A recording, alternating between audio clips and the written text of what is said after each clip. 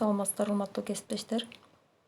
Анда эмесе CamScanner программасы менен иштөө үчүн адегенде Play Marketке кирип, Play Markеттен CamScanner'ди скачать этип алабыз. Скачать эткенден кийин муну телефонго биз орнотобуз. Орноткондон кийин CamScanner'ди басып ишке киргизебиз. Адегенде бул жерде биз ачкандан кийин камеранын белгиси чыгат. Ошону басабыз. Камеранын белгиси чыккандан кийин бул жактан сүрөттү тандайбыз. Сүрөттү тандаганда биз мына сүрөттү сканер окуду. Андан кийин биз кааласак четиндеги чекиттерди жылдырып, сүрөттү каалагандай кылып керектүүсүн тандап алсак болот. Мисалы, бул жакта мен ачча жерлерин алып, кичинекей кылып мындап коеюн.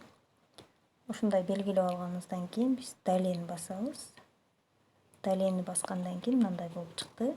Эми бул жерден тандап көрсөк болот. Мисалы, без тени дегенге коюп көрөбүз. Без улучшения, минимальная обработка, улучшенная обработканы тандасак болот экен. Оттенки серого жана башка эффекттер менен тандап иштесек болот. Мен азыр улучшенная обработканы тандаймын. Андан кийин биз сохранить белгисин басабыз. Бул сакталды. Сакталгандан кийин поделиться басабыз. Поделиться болгондо бизге поделиться форматы PDF чыкты, конвертировать, поделиться форматы JPEG жана поделиться удлиненным, поделиться форматы TXT деген форматтар чыкты. Ушул жерден басып биз жөнөтүп койсок болот экен соц тармактарга. Эми ушул эле учурда китептин бетиндеги, ичиндеги тексттерди дагы бир сканерлеп көрөйүк. Мисалы, бул жерди ачабыз. Текстти сканерлегенде кийинки бет дагы кошулуп түшүнүшү мүмкүн. Биз тартабыз. Тарткандан кийин мына толук түштү. Четтерин мен жылдырам. Жылдырып, мына телефондун кара болуп түшкөн жерлерин алып салып тегистеп коем.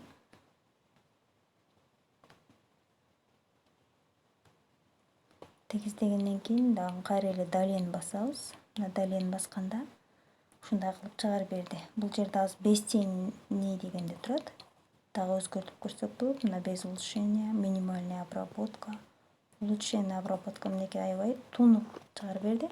Муну да сохранить басабыз. Бул жерге сактады. Сактагандан кийин дагы эле кайрадан ушул жерден поделиться кылып койсок болот. Мисалы үчүн мен JPEG-ти жөнөтүп көрөйүн. WhatsApp'ка киребиз. WhatsApp аркылуу онлайн сабакка жөнөтөм. Ушундай болуп кетет. Кеткенден кийин бул жакка түшөт WhatsApp'ка барып. Ушинтип биз бул приложение менен иштесек болот экен. Көңүл бурганыңыздар үчүн чоң рахмат.